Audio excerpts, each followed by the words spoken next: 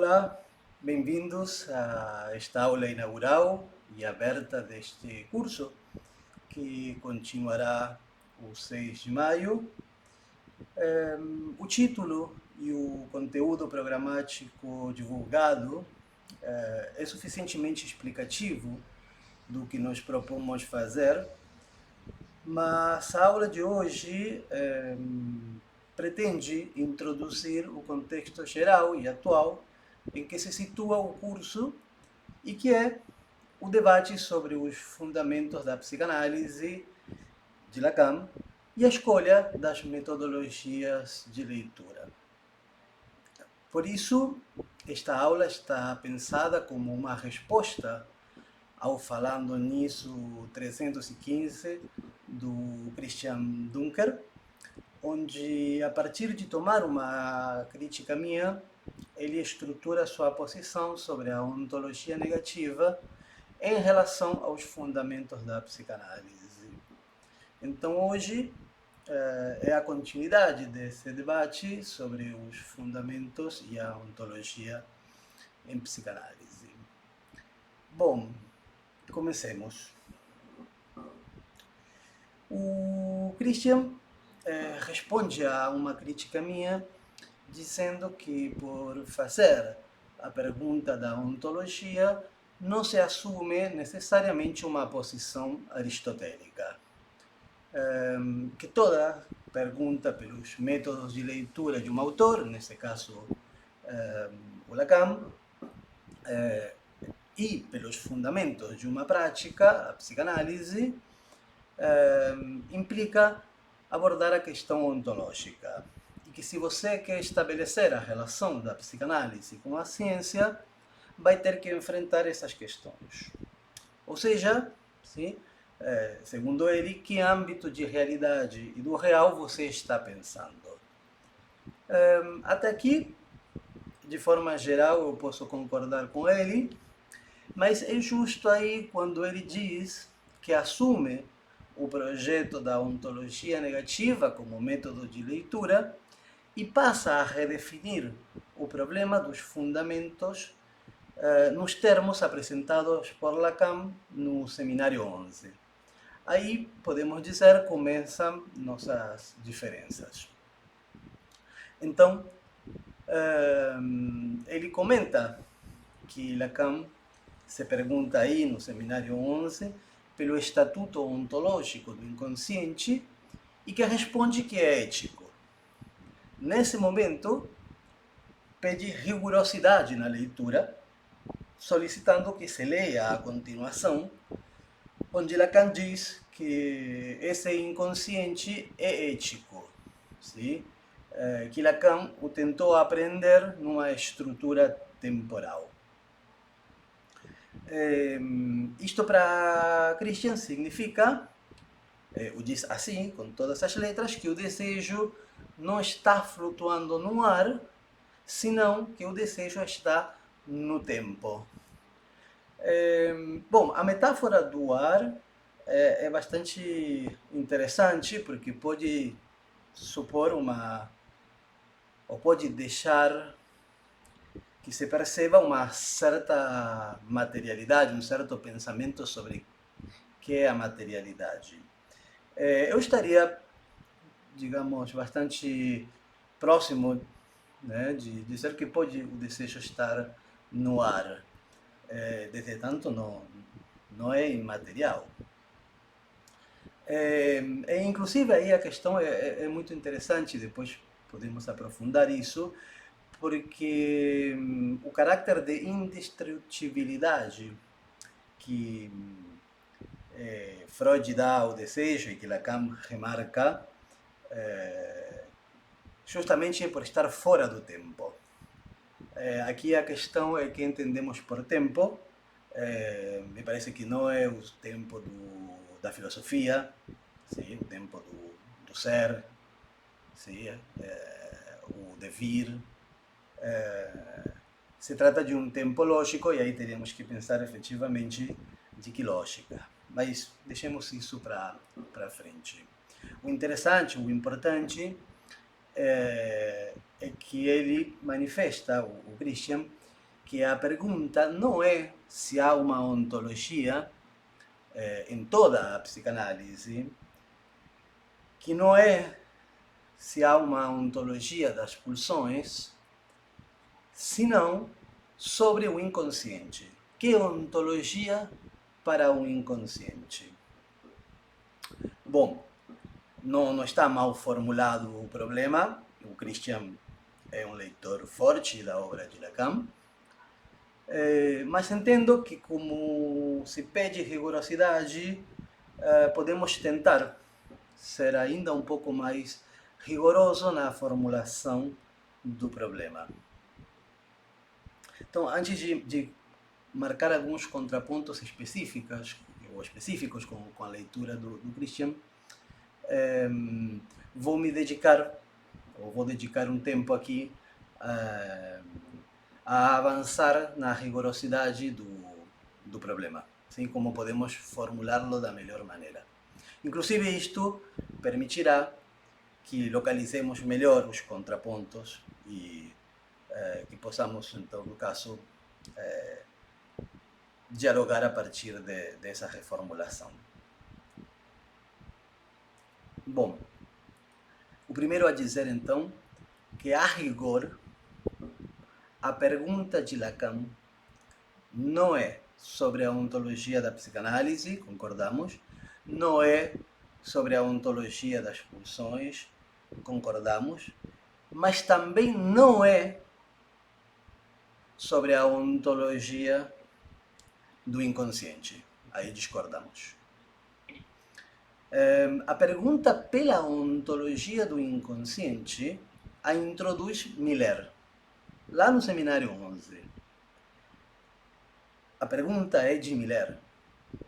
O problema dos fundamentos da psicanálise em termos ontológicos é de Miller.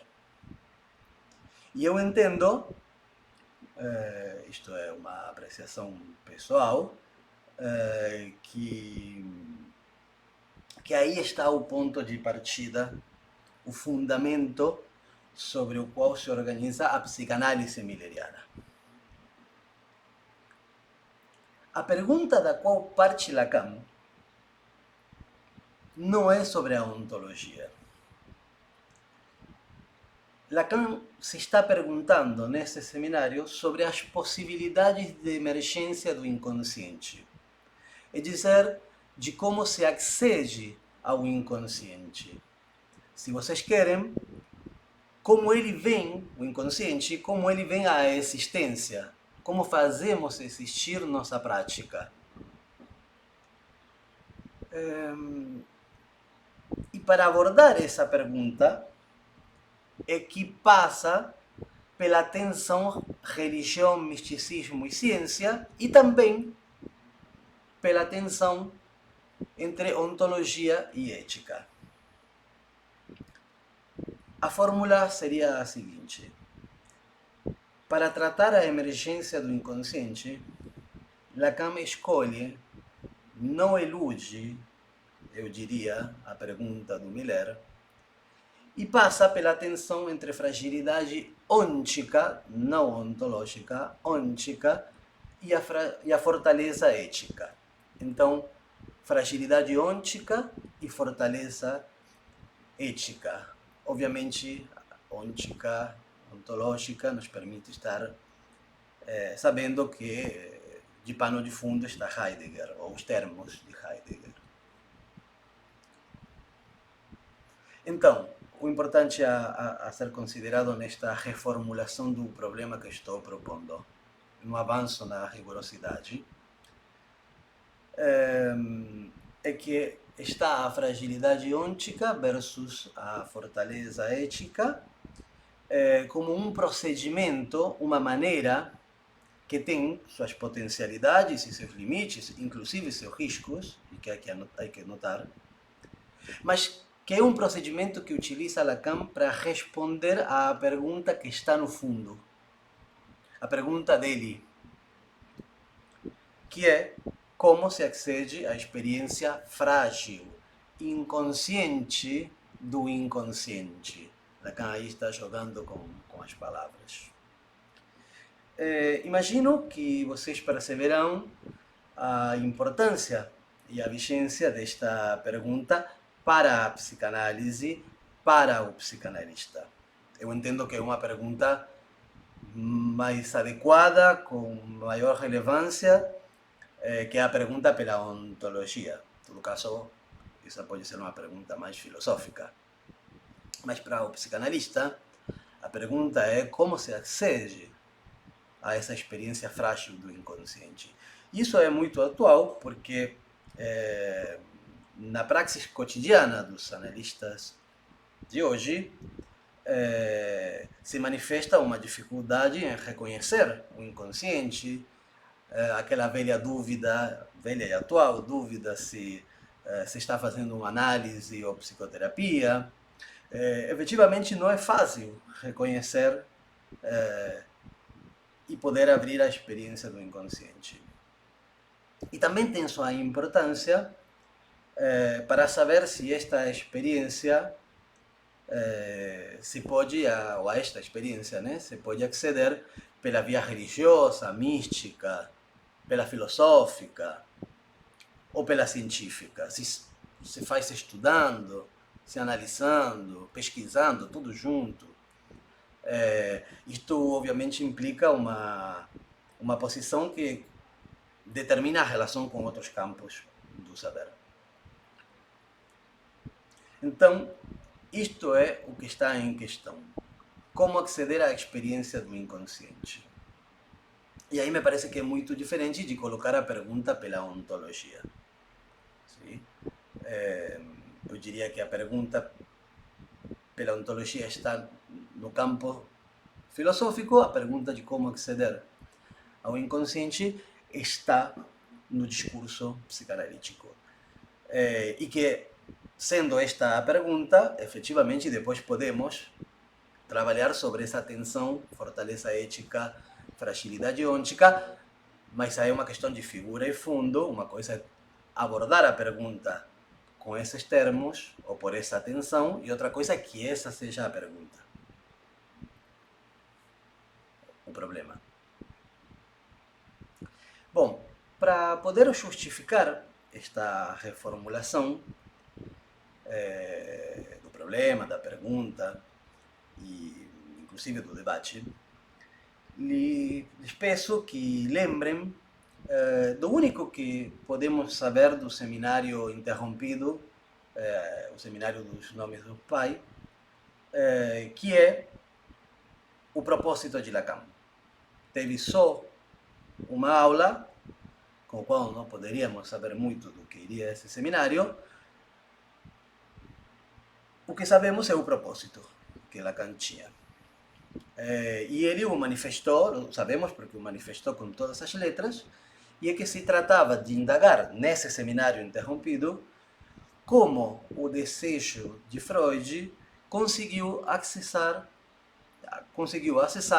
o inconsciente. Sim? O que interessava a Lacan era ver como nós podemos, sim, aceder a esse campo aberto por Freud e que no entendimento de Lacan havia se fechado. Aí há toda uma passagem da elaboração teórica de Lacan em relação ao desejo de Freud, já não como psicológico,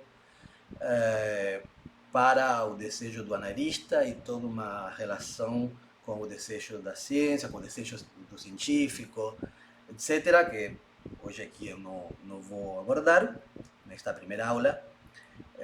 O faremos com detalhe nas aulas seguintes, mas o que me interessa destacar é algo fundamental para este debate, e é que no seminário 11, já Lacan excluído do campo freudiano, ele muda de registro.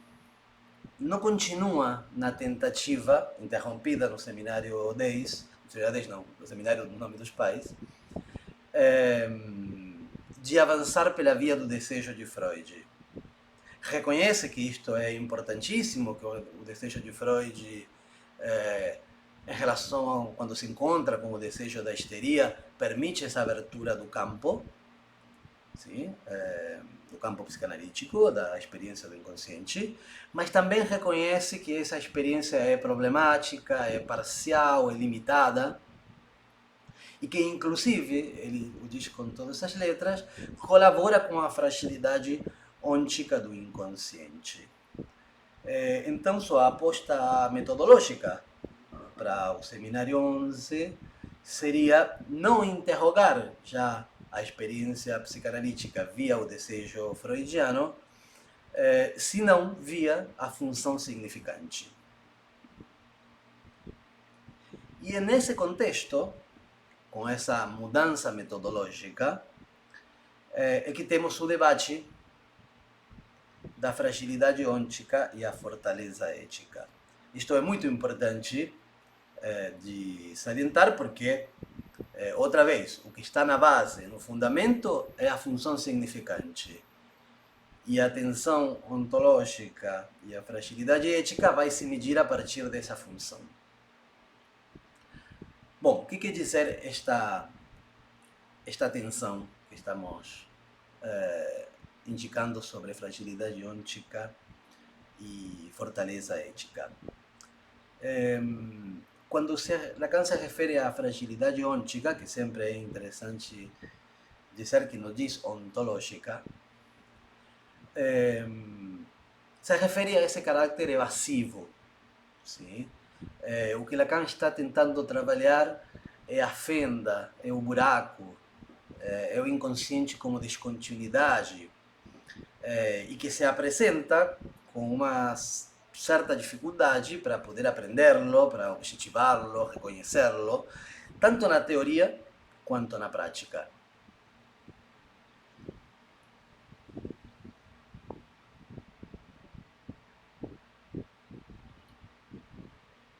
E o que indica é que, mediante a fortaleza ética de Freud, é dizer, esse desejo de verdade freudiano, o diz assim, estou utilizando as palavras que Lacan coloca nesse seminário, essa certeza de que em algum lugar o inconsciente vai estar, Freud acaba dando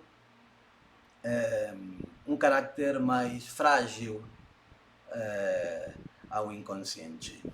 É dizer, ele consegue, outra vez utilizando palavras do próprio Lacan, consegue indicar ao povo freudiano onde está a terra prometida, sim? Consegue identificar a terra prometida, mas não consegue levar o povo freudiano até lá.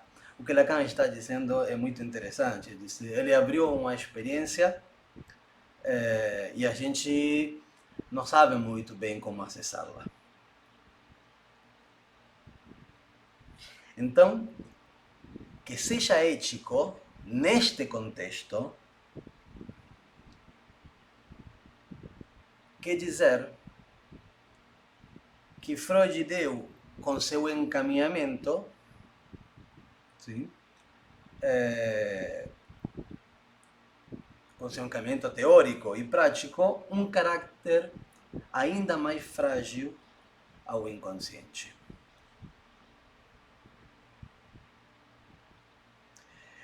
Portanto, o que é necessário notar para uma leitura séria é que a fortaleza ética não está dita aqui, não está significada aqui de uma forma positiva.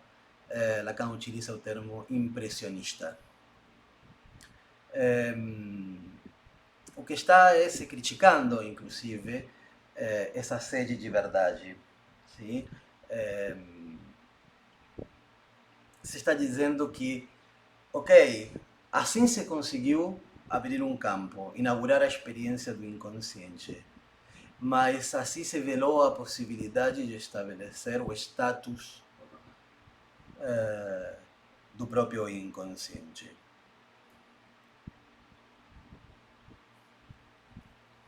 E por isso, a proposta de Lacan não é continuar a interrogação da experiência psicanalítica pela via do desejo freudiano, senão colocando na base, no fundamento de nossa prática, a função significante.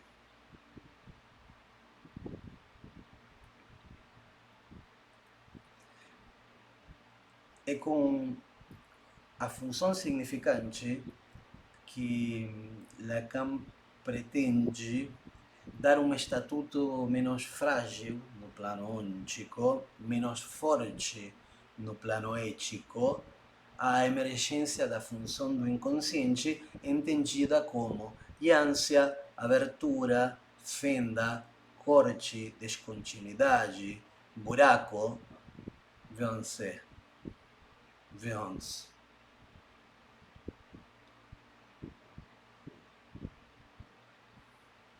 É dizer, um fundamento um fundamento significante para essa aparição e desaparição, abertura e fechamento, para essa realidade frágil e evasiva que temos que lidar todos os dias em nossa praxis.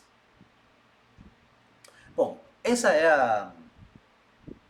são os termos do procedimento, do problema. Sim?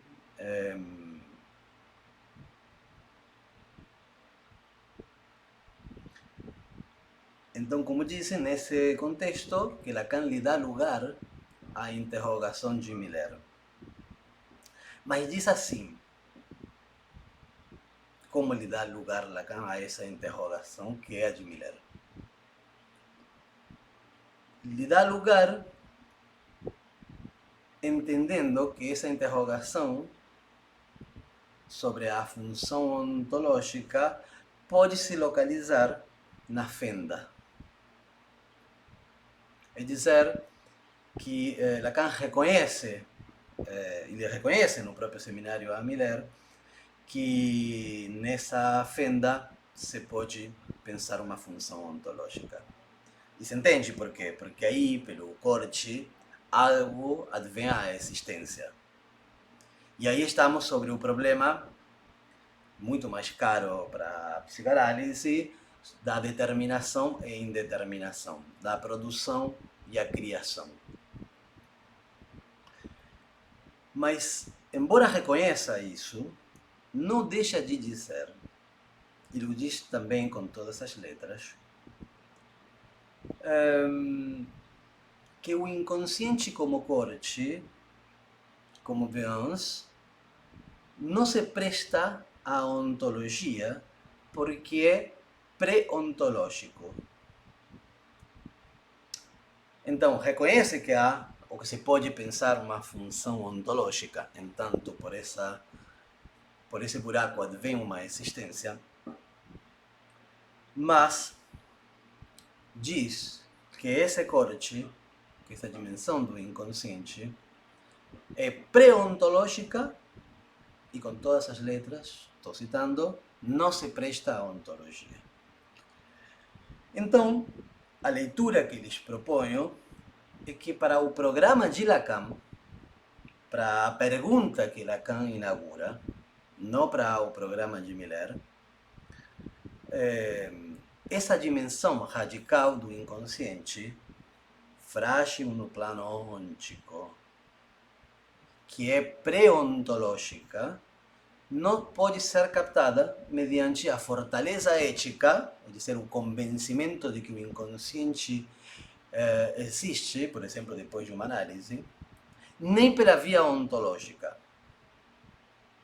Ou seja, uma ontologia, por mais negativa que se imagine, é inadequada para acceder àquilo que não se presta à ontologia e que tem uma materialidade pré-ontológica.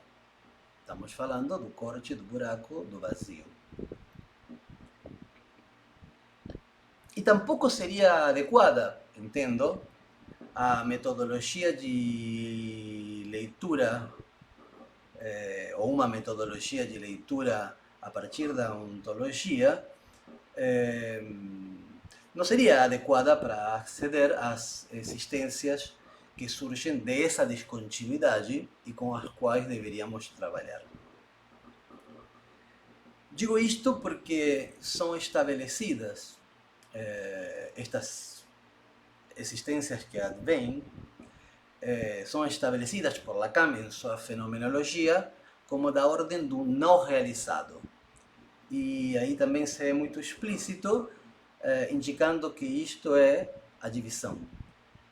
Não realizado quer dizer nem ser, nem não ser.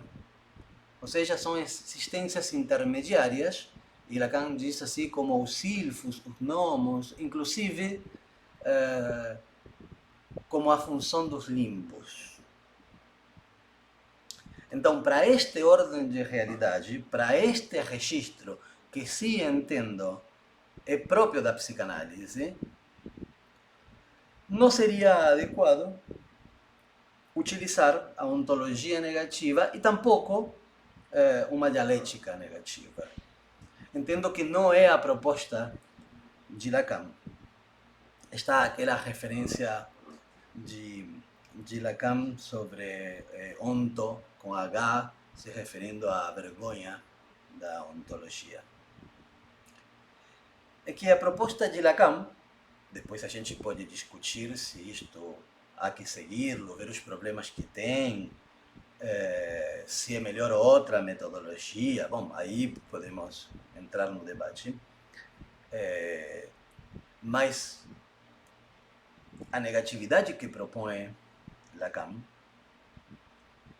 específica para este campo do não realizado, do inconsciente como fenda, não é, então, nem dialética negativa, nem ontologia negativa, é a negatividade do significante. Com esta negatividade significante, que Lacan está colocando no fundamento da psicanálise, está lá. Qual é o fundamento da psicanálise teórica e prática? A negatividade da função significante. E com esta, segundo entendo eu, que se pretende sair da oscilação, da problemática oscilação entre totalidade e o inefável.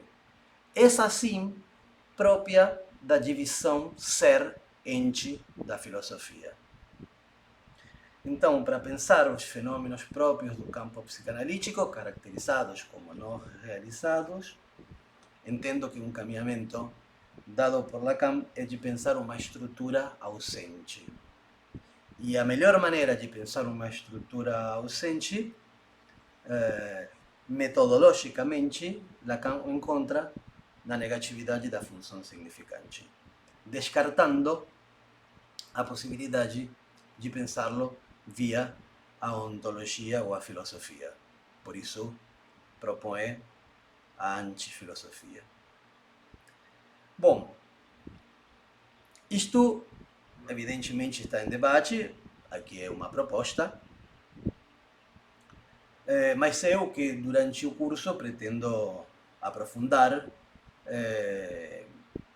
e fazê-lo para poder medir, sobretudo, as incidências clínicas que isto tem.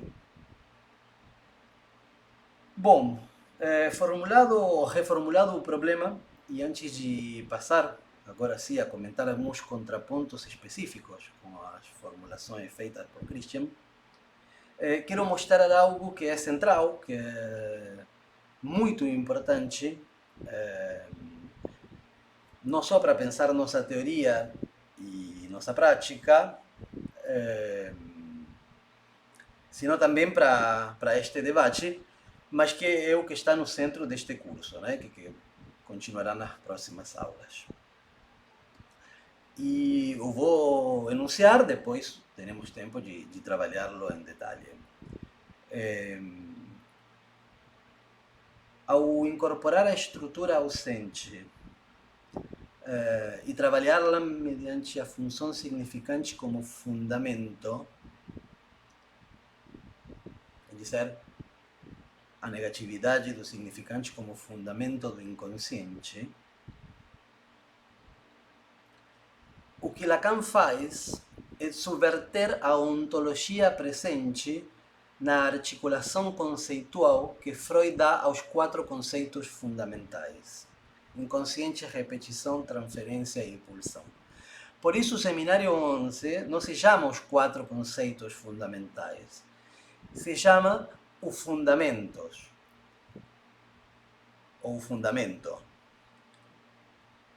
E o que Lacan tenta fazer é dizer: vou colocar o fundamento, entanto função significante, e vou subverter esses 4 conceitos que não estão completamente desenvolvidos, e inclusive diz que não acredito, diz Lacan, que tenham alcançado estatutos de conceito em Freud. E a partir daí, o que tenta fazer é mudar toda a fenomenologia associada à prática clínica freudiana.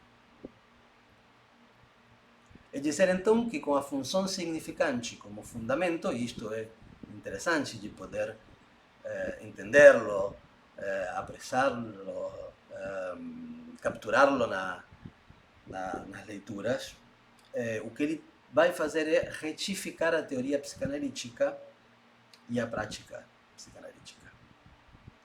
E basicamente o movimento que vamos trabalhar, então, nas aulas seguintes, é que ele separa a transferência da repetição e a pulsão do inconsciente. Se vocês se lembram da obra freudiana, na última tópica, vocês podem ver como a pulsão fica como o mais inconsciente em conflito com o ego. E recordar, repetir, elaborar, vocês podem ver em Freud como, uma vez que não se consegue avançar nas recordações, se produz uma transferência, repetindo em ato na própria relação com o analista.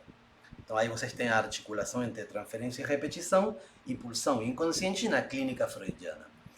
E o que Lacan faz, a partir de introduzir a função significante, é desorganizar, subverter esta hierarquia, esta relação entre os conceitos e a fenomenologia e ontologia que isto supõe.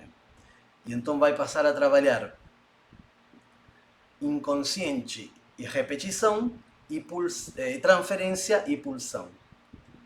Se vocês percebem, quase que a pulsão vai ficar no outro extremo da teoria freudiana. Da teoria freudiana se partiria das pulsões inconscientes até a transferência e a repetição.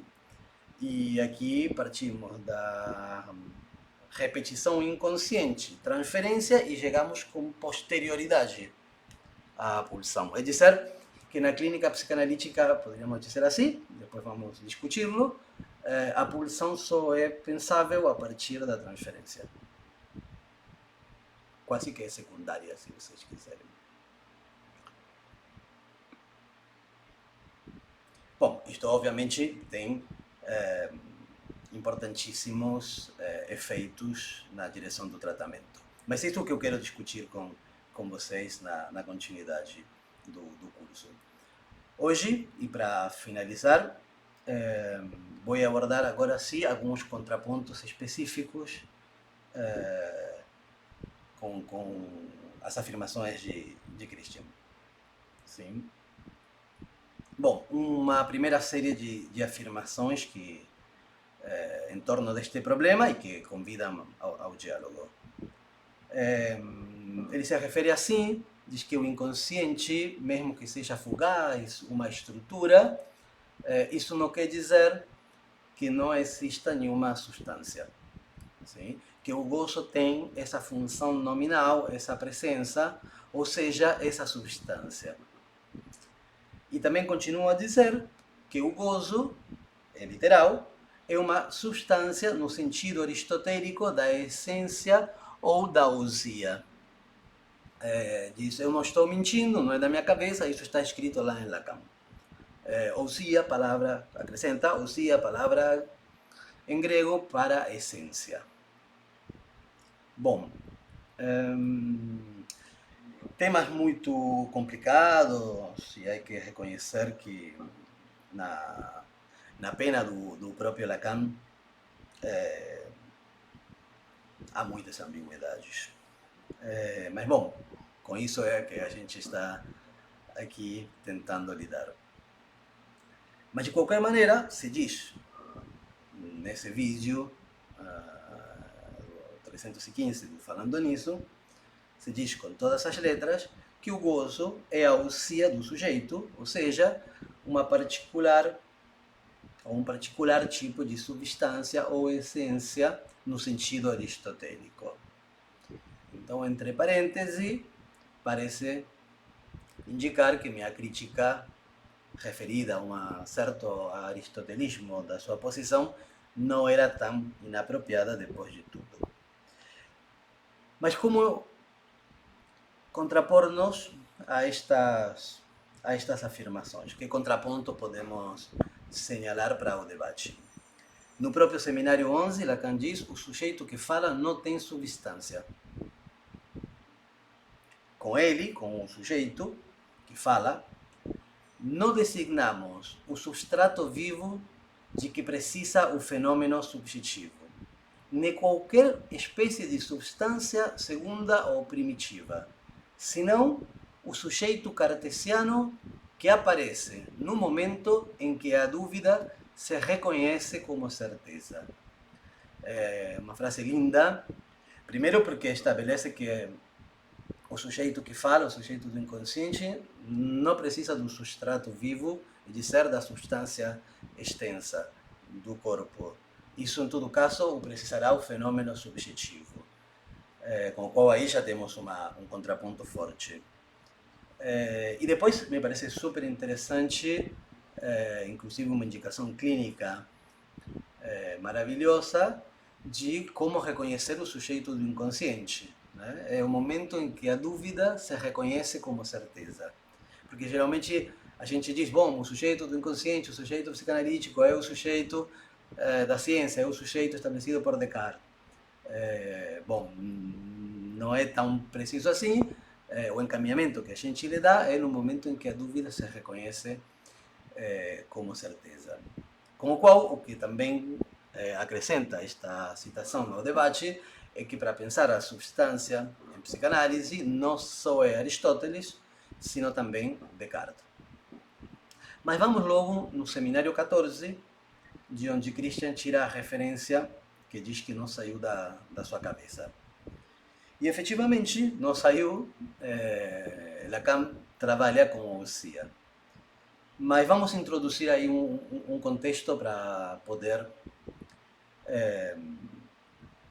fazer as nossas interpretações, dialogar e ver o que acontece. Lacan diz assim, vou introduzir este contexto. Venho introduzindo articulações novas. Se utilizo este termo de substância ousia, é porque me permite introduzir um novo princípio. Não gozo, senão do corpo. É por isso que eu articulo uma nova forma, aquilo que implica o termo jouissance, ouço sentido. Então, não pode ser uma nova articulação, não pode ser um novo princípio, não pode ser uma nova forma. A substância, a ousia aristotélica, nem que o corpo goza, o que se goza do corpo, em termos de res, substância extensa. Isso não seria nenhuma novidade. Lacan seria uma impostura. E uma impostura barata. Isso novo. O que proponho que este contexto nos indica, salientando, sublinhando a palavra novo, é que Lacan está fazendo uma manobra que é subverter a noção de substância, e para isso, sim, a noção de substância do senso comum, e para isso utiliza a primeira substância de Aristóteles. Por quê? Porque basicamente é a que está na mente de todos. Nossos pacientes são aristotélicos. Nossos pacientes também eram analistas, como os analistas também somos aristotélicos. Então utiliza a ousia para subvertê-la, não para mantê-la como referência. E se vocês o pensam um segundo, essa é uma manobra já velha nas mãos de Lacan. Porque é a mesma manobra que ele faz com o sujeito. Mantém o termo sujeito, que no senso comum é o indivíduo, o agente, e o subverte, lhe dá um outro sentido, sim? Um sentido novo, que em vários lugares se consagrou como ninguém. Sim? O sujeito é ninguém para Lacan. Pura enunciação. Vacilante, frágil, intermitente. Então, o efeito do significante no real produz para Lacan um novo sujeito, hipokeimenon, ninguém, e uma nova substância, jouissance. O que eles propõem é que a novidade que pretende introduzir Lacan na psicanálise é uma novidade para pensar este sujeito que o reconhecemos, este sujeito particular, específico de nosso campo, que o reconhecemos quando a dúvida se faz certeza, nesse puro ato de enunciação. Então, para esse sujeito, para poder pensar esse sujeito, precisa uma outra substância, uma terceira substância, que não é a ousia, que não é a res extensa, nicocitans, sim? É essa substância gozante. E, bom, aí tem todo o trabalho para pensar, também porque ele colocou gozo, então aí complica e produz mais ambiguidade, mas, efetivamente, as formulações, os sintagmas de gozo outro, gozo fálico, gozo de Deus, jouissance, sim? Com sua homofonia, com seu neologismo de escuto sentido, sim? Permitiria pensar que, efetivamente, está por fora do corpo naturalizado, por fora do indivíduo, por fora do sujeito. Sim? Qual é a substância do corpo de Deus? Eu poderia dizer. Então, em definitiva, o que me parece interessante de ser notado é que o que Lacan tenta produzir como um novo princípio aqui, subvertendo a substância aristotélica, é estabelecer a relação entre essas duas perguntas fundamentais que organizam nosso campo. Quem fala e quem goza.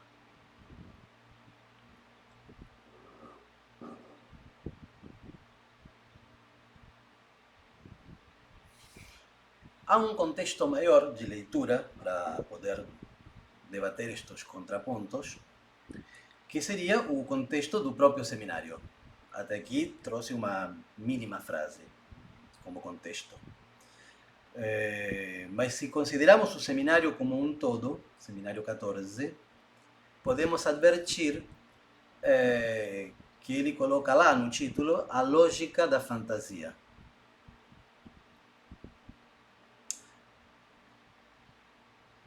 Então, o que poderíamos pensar que a ousia de Aristóteles, como primeira substância a ser trabalhada, retrabalhada por Lacan,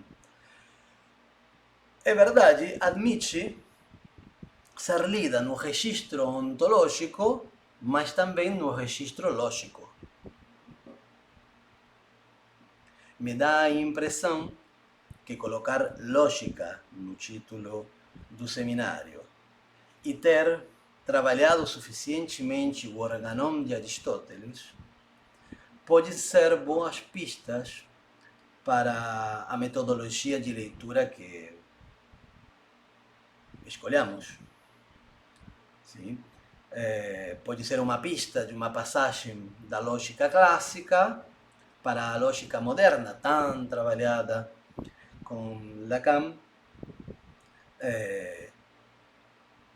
para poder introduzir aquilo que é na lógica, na substância, na ousia aristotélica, da lógica, inclusive clássica, era impossível, que é a falta, o vazio.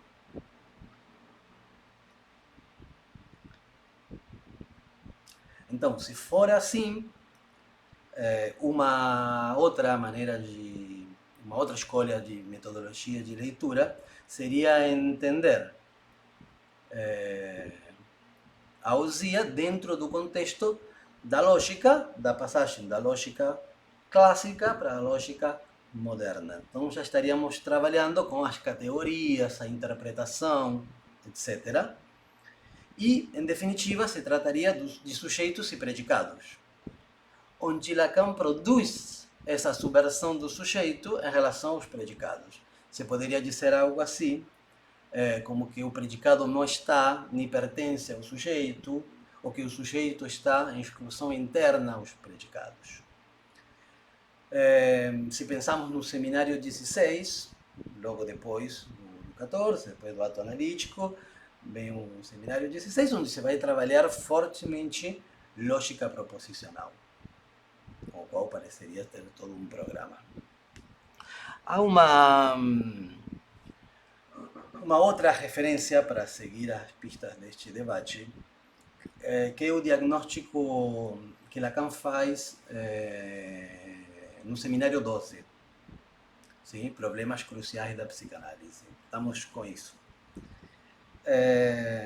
E aí ele diz que existem várias posições falsas sobre o real na psicanálise e que uma delas, subsidiária de uma corrente filosófica da teorização psicanalítica, tende a ontologizar e substancializar tudo o que há na psicanálise e, sobretudo, as pulsões. O diz assim, vou citá-lo porque é interessante como Lacan o apresenta, muito claro e contundente. Diz, você ontifica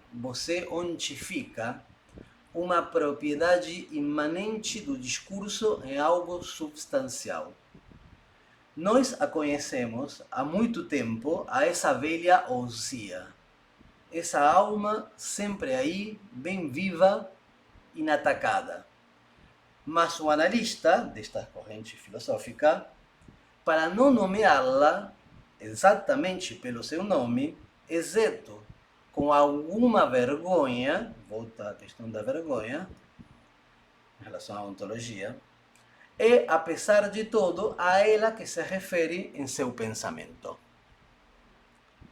Bom, me parece que se pode dizer com certa seriedade que, seguindo Lacan, que entender a ousia na via ontológica significa se afastar do campo do discurso mediante a reintrodução vergonhosa da alma na praxis da psicanálise. Tudo isto é feito de uma concepção falsa de real.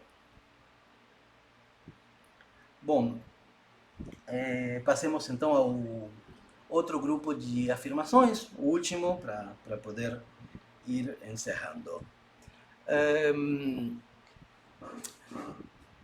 Christian se continua a perguntar, ou pergunta, que discussão é essa sobre o real e a realidade?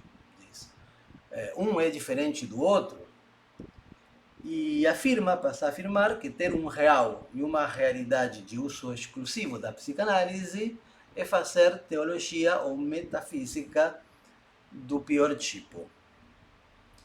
E uma segunda afirmação, que começa com uma interpelação direta, se nós vamos dizer que no fundo só há significante. Sim? Que tipo de materialidade seria essa? E ele responde efetivamente que a linguagem, para ele, não salva a gente de tudo e que isso é injusto com o que Lacan chama de sujeito e objeto A, em tanto heterogêneos são significantes.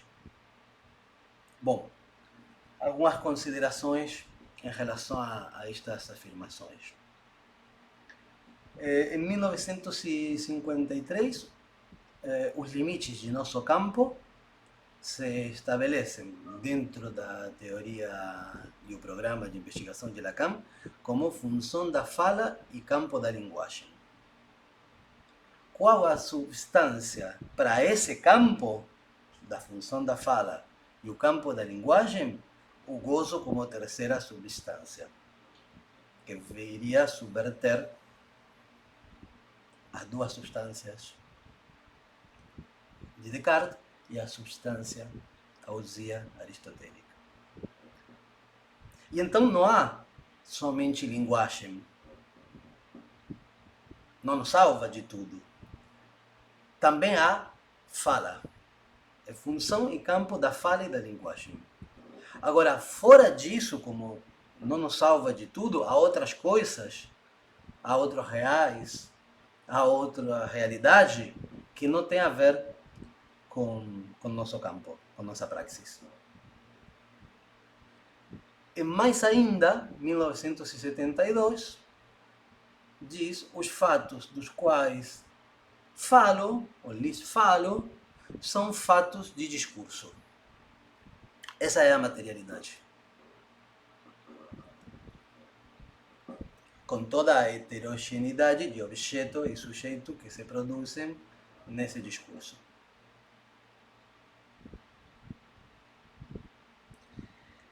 E me parece que, por outro lado, se trabalhamos com a hipótese de sujeito dividido entre saber e verdade, por exemplo, não pode resultar tão estranho para nós a diferença entre realidade e real. E tampouco pode ser tão impensável que exista uma realidade irreal exclusiva da psicanálise. De fato, a verdadeira proposta de Lacan com o termo do desvio, né, o lamentável a estas alturas termo do desvio, mas que a verdadeira proposta de Lacan em relação a isso era justamente estabelecer que nosso campo teria um real e um sujeito particular descoberto por Freud e que depois foi se esquecendo, confundindo a partir de mudar de técnica e de mudar de objeto e de objetivo. E tampouco é verdade que essa distinção entre real e realidade leve diretamente, ou entre vários reais, que existem várias realidades e vários reais, não é verdade que isso leva diretamente à filosofia e à teologia. Mais próximo disso, entendo que está a ontologia.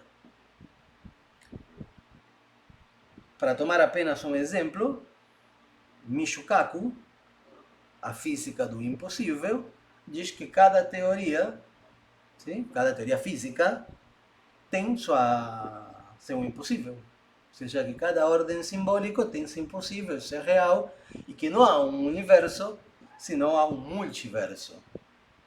É dizer, real e realidades próprias de cada campo. Isto é admitido pela física, não é entendido como teologia, como metafísica. É uma anedota pessoal, durante a pandemia aproveitei a fazer algumas outras coisas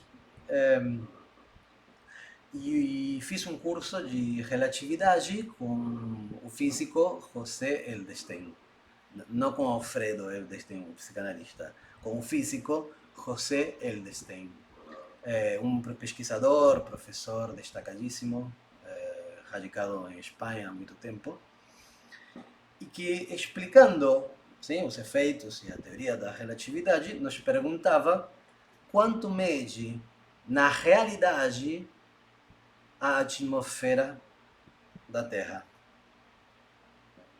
Ou seja, no real, para nós, seres humanos, para não colocar o problema da ontologia do ser, para nós terrícolas, quantos quilômetros mede a atmosfera?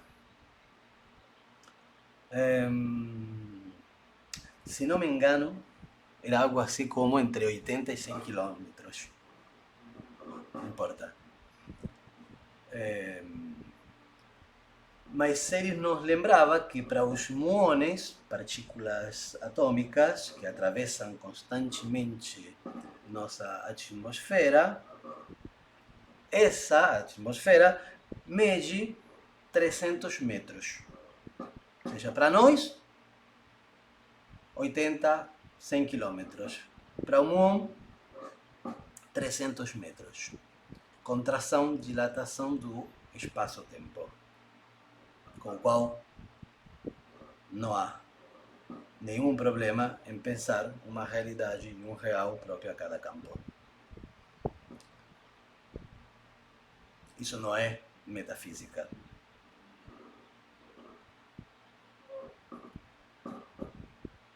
Bom, eu acho que por aqui está bem.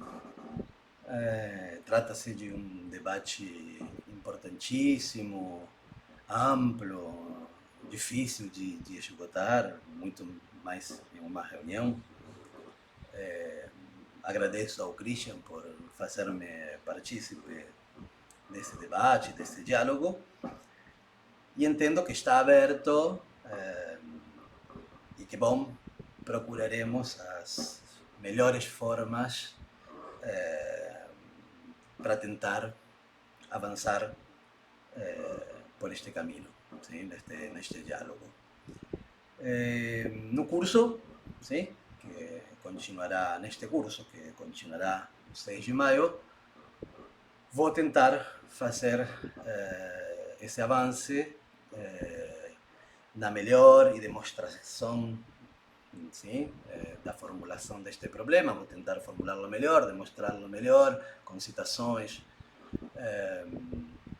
com algumas outras ideias, mas, sobretudo, pensando a partir da experiência clínica analítica, a partir da fenomenologia que se pode pensar no nosso campo, rearticulando esses 4 conceitos: inconsciente, repetição, transferência e pulsão, a partir da negatividade da função significante. Bom, até mais.